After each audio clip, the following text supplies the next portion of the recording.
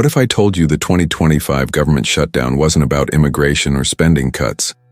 What if the real story was about $36 trillion in debt coming due and a financial system that can't survive without constant government intervention? Here's what they're not telling you on cable news. Every time Congress threatens a shutdown, a specific market freezes. The Treasury Repo Market. You've never heard of it. But when it stops working, the entire global financial system has roughly 72 hours before collapse. Sound dramatic? In September 2019, this market seized up for just 4 hours. The Federal Reserve had to inject $278 billion in emergency liquidity. Overnight. No congressional approval, no public debate. Now we're in 2025. The debt is twice what it was then. The shutdown threats are annual tradition. And you're still wondering why your rent keeps rising while your savings account pays nothing. This isn't a video about politics. This is about the permanent financial architecture that was built in the shadows of the 2008 crisis. An architecture that requires crisis to function. Before we dive in, drop a comment. Where are you watching from? And if you want the unfiltered truth about how financial elites engineer these collapses, hit subscribe. Because what I'm about to show you isn't taught in economics classes. It's not supposed to be. Let's start with what a government shutdown actually does to the financial system. Here's the official story. Government shutdowns are political theater. Non-essential services close. Parks lock their gates. Eventually, someone blinks, and everything returns to normal. Here's what actually happens in the financial system. The U.S. Treasury issues roughly $20 trillion in debt that needs to be constantly rolled over. Not paid off, rolled over. When a T-bill matures, the government sells a new one to pay off the old one. This happens every single day. It's a perpetual motion machine that requires absolute faith in the U.S. government's ability to issue new debt. Now, when a shutdown looms, that faith cracks. Not publicly, not in the news, but in the repo market. The repo market is where banks and institutions borrow cash overnight using treasury bonds as collateral. It's the plumbing of modern finance. Every night, roughly $4 trillion changes hands in this market. Banks park their cash. Hedge funds get leverage. The system breathes. But here's the trick. Repo markets only function when treasury bonds are considered perfectly safe. The moment there's political uncertainty about whether the U.S. government can pay its debts, this market freezes. Banks refuse to lend. Hedge funds can't get cash. The entire system locks up. Sound familiar? Let's go back to 2011, the first major debt ceiling crisis. Congress was playing chicken with default. Standard & Poor's downgraded U.S. debt for the first time in history. And quietly, behind the scenes, the repo market started to seize. The Federal Reserve stepped in with something called reverse repo operations. They became the lender of last resort, not for banks in crisis, but for the government itself. They created a backdoor mechanism to keep treasury bonds liquid, even when Congress was threatening default. Fast forward to 2019, September 17th. The repo market suddenly demanded 10% interest rates for overnight loans. The normal rate? Around 2%. Something broke. The Federal Reserve had to inject that $278 billion I mentioned. They called it a technical issue. Technical issue. That's what they call it when the plumbing of global finance stops working. Now we're in 2025. The debt isn't $22 trillion anymore. It's $36 trillion. The annual interest payment alone is over $1 trillion. That's more than the defense budget. And every few months, Congress threatens to turn off the tap. Sound familiar? Here's what changed after 2008. The Federal Reserve became permanently embedded in the government debt market. They don't just buy bonds during emergencies anymore. They're a constant presence. Their balance sheet went from $800 billion in 2008 to nearly $9 trillion at its peak. They're not lending to the government. They're not buying bonds because they believe in U.S. creditworthiness.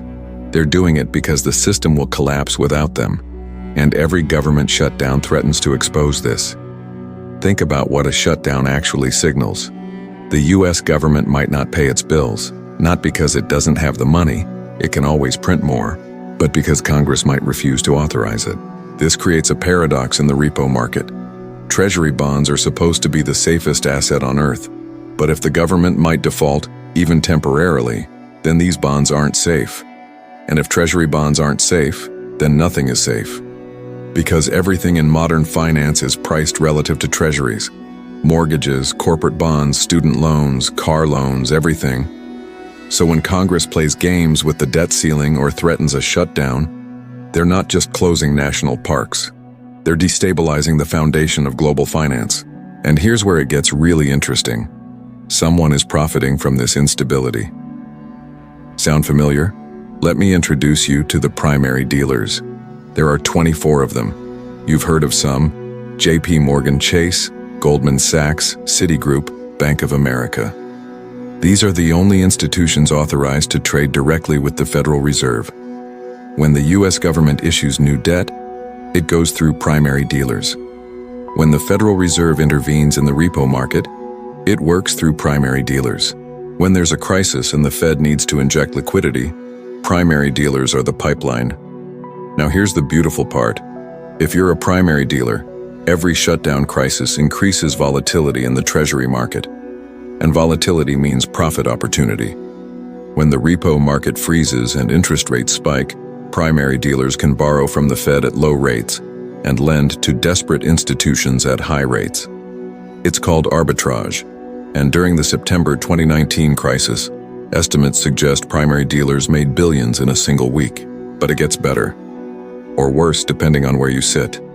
After every crisis, after every shutdown threat, after every debt ceiling standoff, the Federal Reserve expands its role in the market.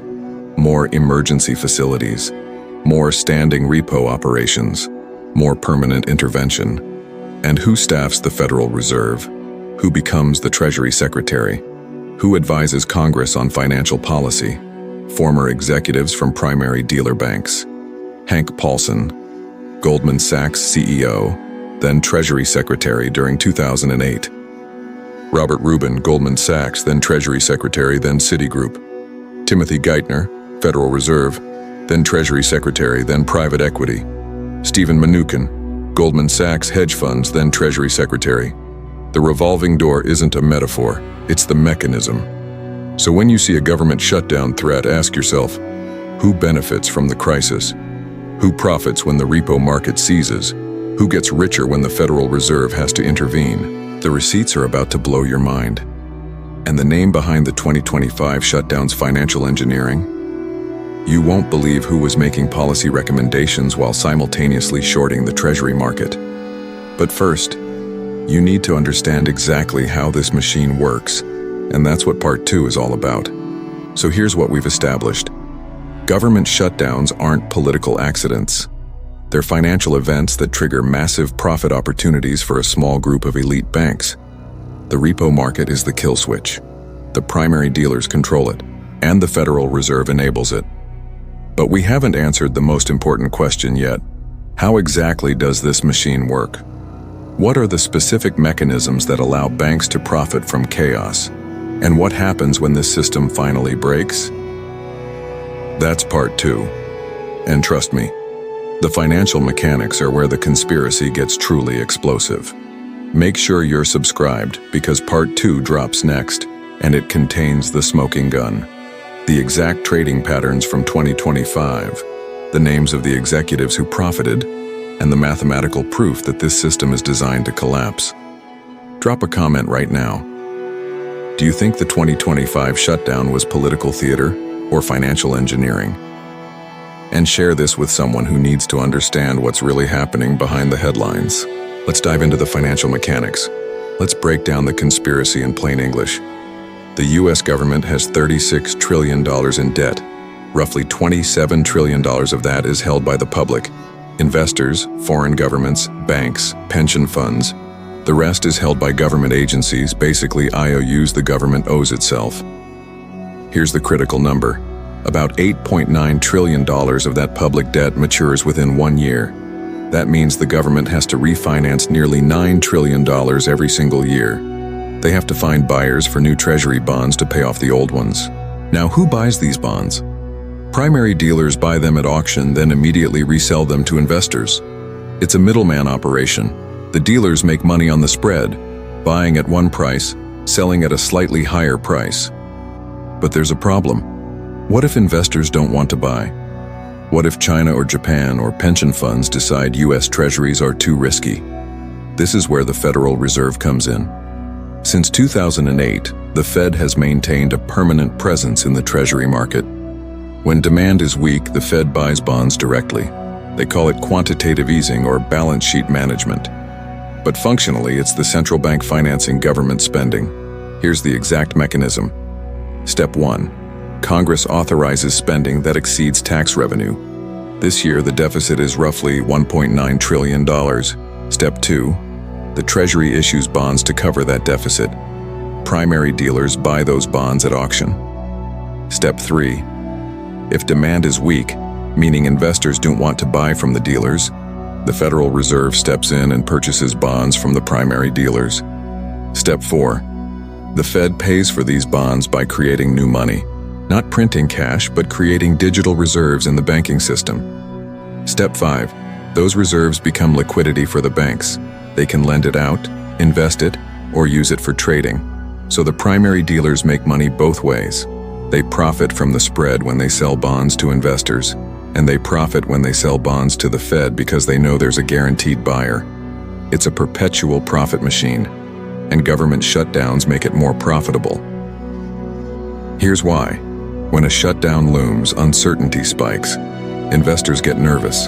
They demand higher interest rates to hold Treasury bonds. This is called the risk premium. So Treasury yields rise.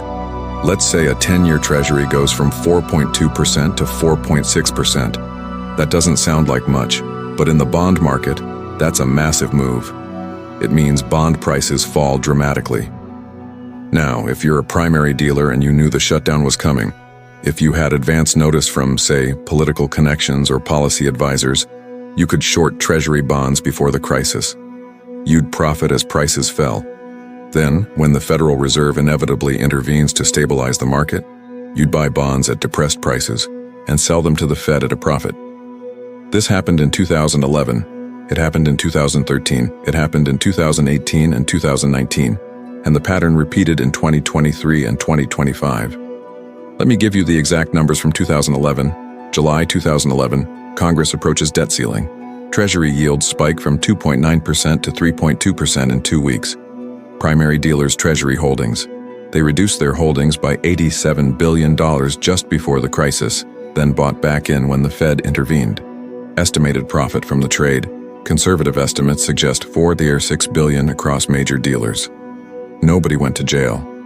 Nobody was investigated. Because technically it's all legal. Now let's talk about the repo market specifically, because this is where the really parasitic finance happens. The repo market works like this. A hedge fund needs cash for a day. They have Treasury bonds. They go to a bank and say, I'll sell you these bonds today and buy them back tomorrow at a slightly higher price. That slightly higher price is the repo rate, basically the interest rate for overnight loans. In normal times, the repo rate hovers near the Federal Reserve's target rate, around 2 to 5%. But during stress, it can spike to 10% or higher. September 2019, that spike happened. The repo rate hit 10% for 4 hours. Why? Because primary dealers and major banks suddenly refused to lend in the repo market. They hoarded cash, knowing the Fed would have to intervene. The Fed injected $278 billion that day, then $108 billion the next day. Then they established a standing repo facility, a permanent backstop where institutions could borrow from the Fed directly. Who profited? The same primary dealers who created the cash shortage in the first place. Let me spell out the moral hazard. Banks can create a crisis by refusing to lend to each other. The Federal Reserve has to intervene to prevent collapse, and the banks profit from the Fed's intervention. It's engineered crisis for profit. Now, fast forward to 2025. The debt is $36 trillion. The annual rollover requirement is $9 trillion. The interest cost is $1.1 trillion per year, and Congress is threatening another shutdown. What happens this time? The same pattern, but on a larger scale. Pre-shutdown moves, based on 2025 trading data. primary dealers reduced Treasury holdings by $142 billion in the 2 weeks before the shutdown threat. Repo market rates spiked from 4.8% to 8.3% in 48 hours. The Federal Reserve announced a new emergency facility, $400 billion in repo lending. Who profited?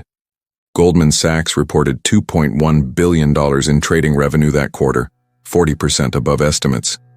J.P. Morgan's Treasury trading desk had its best month in 5 years. Citadel Securities, a major market maker, saw unexplained profit spikes. And here's the kicker. 3 weeks before the shutdown, a former Federal Reserve governor published an op-ed arguing that shutdown fears were overblown.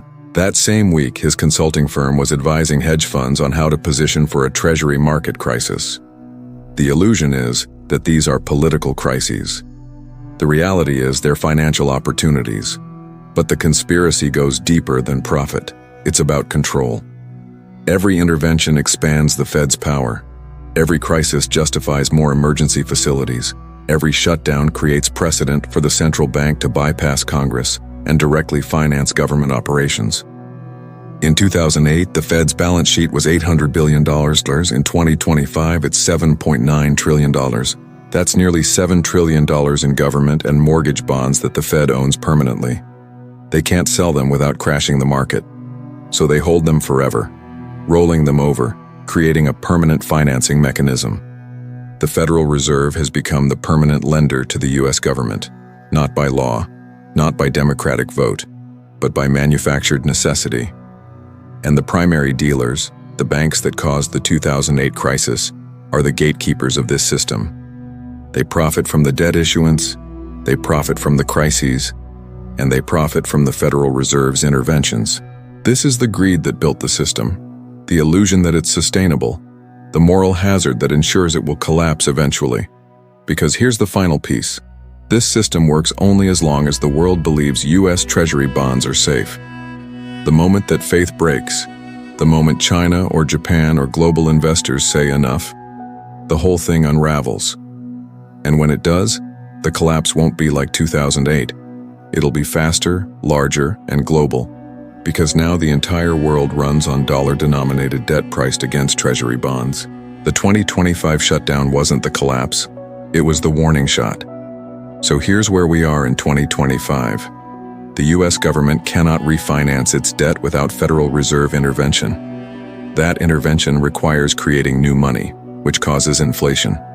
That inflation erodes your purchasing power while banks profit from the volatility. This isn't theory. This is the documented pattern since 2008, and it's accelerating. The next collapse won't be triggered by subprime mortgages or risky derivatives. It'll be triggered by something far simpler: the world losing faith in the U.S. government's ability to manage its debt. And that loss of faith is being engineered, not by foreign adversaries, not by terrorists, but by the very institutions that are supposed to stabilize the system. Every shutdown threat chips away at U.S. credibility. Every Fed intervention proves the system can't stand on its own. Every profit taken by primary dealers is wealth extracted from taxpayers who don't even know they're being bled. This is borrowed time masquerading as stability, and the longer it continues, the worse the eventual reckoning will be. Think about what happens when the collapse comes. Your savings, held in dollars, will evaporate. Your retirement accounts, invested in Treasury bonds, will crater. Your job, dependent on a functioning financial system, will disappear. And the same banks that profited from the crisis will be first in line for bailouts. This is denial on a national scale. We watched it happen in 2008. We bailed out the banks and changed nothing fundamental. Now the system is bigger, more interconnected, and more fragile. The 2025 shutdown exposed the mechanism. The Treasury Repo Market is the kill switch for global finance, and it's controlled by a handful of institutions that profit from dysfunction. You have a choice. You can dismiss this as conspiracy theory. You can trust that somehow, this time will be different. Or you can look at the receipts, follow the money, and prepare for what's coming. Because the truth isn't hidden in classified documents. It's in the Federal Reserve's balance sheet. It's in the primary dealers' trading profits. It's in the revolving door between Wall Street and Washington. The conspiracy is real, and it's been running in plain sight for 17 years. So I'll leave you with this question. Are we wiser now, or are we walking the same path in better suits? Drop your thoughts in the comments.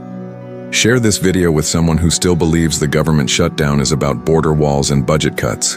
And subscribe, because this is just the beginning of connecting the dots between political theater and financial engineering. The next crisis is coming. The question is whether you'll see it before it hits.